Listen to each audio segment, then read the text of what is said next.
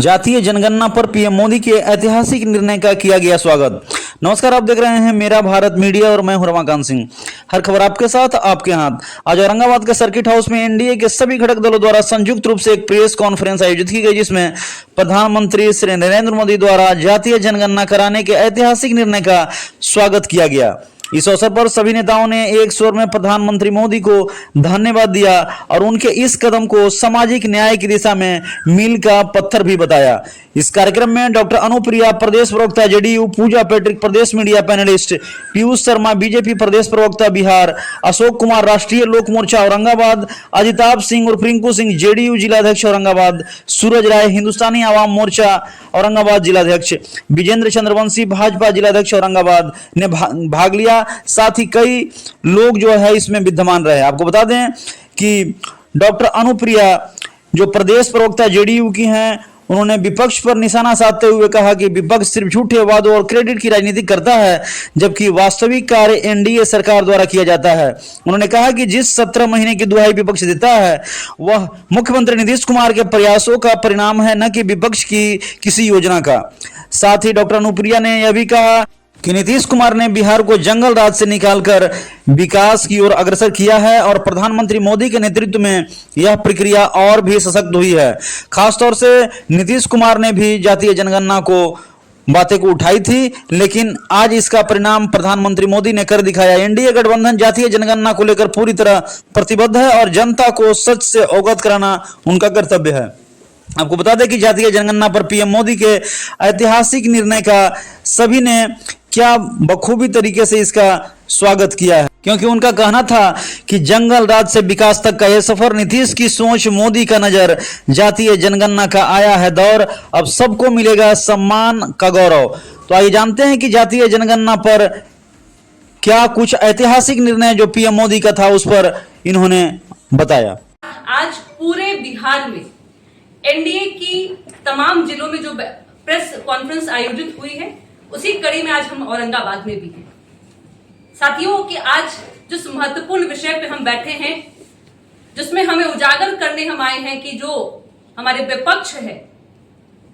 जो झूठ की राजनीति करती है, फरेब की राजनीति करती है, जो क्रेडिट लेने में बहुत आगे रहती है,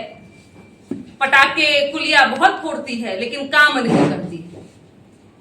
17 महीने की बात करती है। जो काम हमारे माननीय मुख्यमंत्री आदरणीय नीतीश कुमार जी ने किया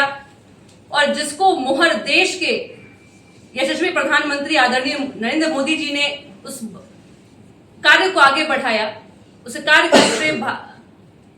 आरजेडी के सुप्रीमो के सुपुत्र लालू के लाल तेजस्वी यादव लेने का प्रयास कर रहे हैं। पहला तो एक सवाल की 17 महीने की बात कर रहे हैं, छुरछुरी पटाखा फोड़ रहे हैं, तो 90 से 2005 की बात क्यों नहीं करते? क्यों डर लगता है? डर इसलिए लगता है क्योंकि आपके शासनकाल में जंगल राज था, आपके शासनकाल में गुंडों का बोलबाला था, आपके शासनकाल में बिहारी होना अपने आप में श्राप था। लेकिन आज जब क्रेडिट लेने की बात होती है, तो मैं आपको बता दूं आदरणीय तेजस्वी यादव जी, आप राजनीति के जिस दूल्हा बनने का प्रयास कर रहे हो, आप दूल्हा नहीं सहवाला है, और वो सहवाला बनने का सौभाग्य आपको आदरणीय मुख्यमंत्री नीतीश कुमार जी ने दिया।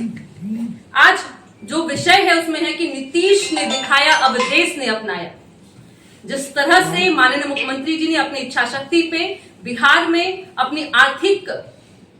बल पे जिस तरह से बिहार में जातीय आधारित गणना कराई, आज उसी मॉडल को फॉलो करते हुए हमारे आदरणीय प्रधानमंत्री मोदी जी ने, जो कि सभी की मांग थी, हमारे नेता ने जो कार्य किया, जिसपे आरक्षण की सीमाएं बढ़ाई, उसका आदरणीय प्रधानमंत्री मोदी जी ने आज पूरे देश में उन्होंने हमें आश्वासन दिया है कि यह जातीय आधारित गणना कराएंगे, क्योंकि हमें लगता है कि जिसकी जितनी आबादी उसकी उतनी हिस्सेदारी की बात होनी चाहिए। तो सबसे पहले मैं आपके माध्यम से आदरणीय प्रधानमंत्री मोदी जी को मैं तहे दिल से पूरे तमाम देशवासियों के माध्यम के बिहाफ में मैं उनको धन्यवाद देती हूँ, और धन्यवाद देती हूं आदरणीय नीतीश कुमार जी को कि जो आपने पेश किया वह नजीर, आपने वह लोहा बनाया कि आज देश भी उस ओर बढ़ गया है कि जब आप सांसद थे माननीय मुख्यमंत्री जी, तब ने आपने यह संकल्प किया था और चर्चा किया था, आज वो धरातल पे है। हमने यह भी देखा कि माननीय मुख्यमंत्री जी ने अपनी इच्छा शक्ति से जो बिहार में जाति आधारित गणना कराई, गणना ही नहीं कराया, उसकी रिपोर्ट भी सामने रखी और उस रिपोर्ट के आधार पे हमने आरक्षण की सीमा भी बढ़ाई। हमने उन परिवार को भी आर्थिक रूप से मदद करने का प्रयास करने का हमने योजनाओं के माध्यम से कोशिश किया, लेकिन दुर्भाग्य से वह अभी फिलहाल हमारी जो है वो सुप्रीम कोर्ट न्यायालय में है, सर्वोच्च न्यायालय में मामला है और हमें उम्मीद है कि सर्वोच्च न्यायालय से हमारे हक के लिए हमारे जो बिहार के जितने भी प्रदेशवासी हैं, जो हमारा पूरा परिवार है, उनके हक के लिए हमारे हक में फैसला आएगा।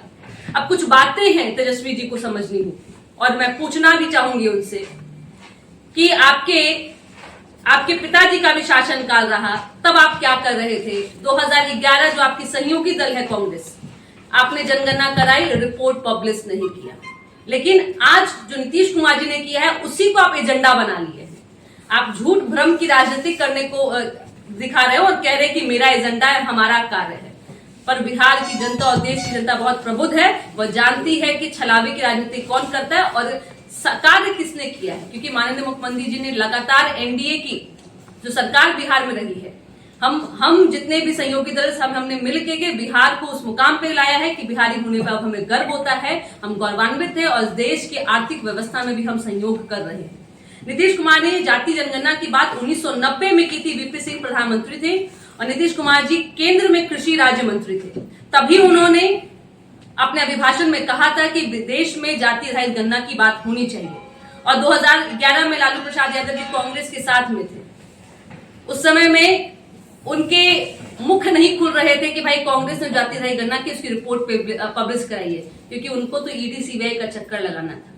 धन्यवाद है नीतीश कुमार जी को कि आपने जाति आधारित गणना कराई, तो देखिए कि आज लालू परिवार का कितना संपत्ति है बिहार में, ये पता चल गया। और मोदी जी को भी धन्यवाद कि वो जब देश में कराएंगे तो पता चलेगा ये परिवार जिसने बिहार को लूटा है कहां कहां अपनी संपत्ति बना के रखी।